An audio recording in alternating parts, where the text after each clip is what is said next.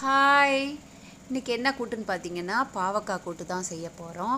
என்னென்ன பொருளாக இருக்குதுன்னு பார்த்துக்கோங்க. பாவக்காய் வந்து உடம்புக்கு ரொம்ப நல்லது.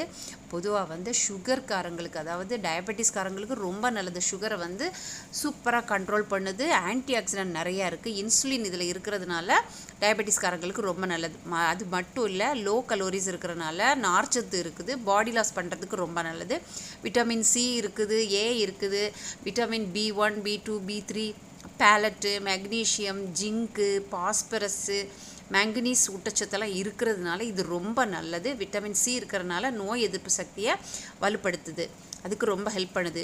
அதாவது நல்ல ஒரு டைஜஷன் சிஸ்டத்துக்கு இது ரொம்ப நல்லது.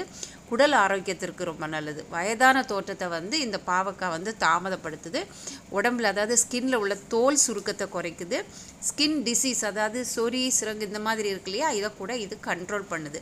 இது வந்து டயபெட்டிஸ்காரங்களுக்கு மட்டும் கிடையாது, எல்லாரும் சாப்பிடலாம். வாரத்தில் ஒரு நாள் கண்டிப்பாக பாவக்காவை கூட்டு தான் வச்சு சாப்பிடணும்ல, ஃப்ரை பண்ணிக்கலாம். எந்த விதத்தில் வேணாலும் இதை நீங்கள் உங்களுக்கு பிடித்தமான டேஸ்ட்டில் கூட்டு வச்சு சாப்பிட்டுக்கலாம். ஜூஸாக குடிக்கிறதும் நல்லது, குக் பண்ணியும் சாப்பிட்டுக்கலாம்.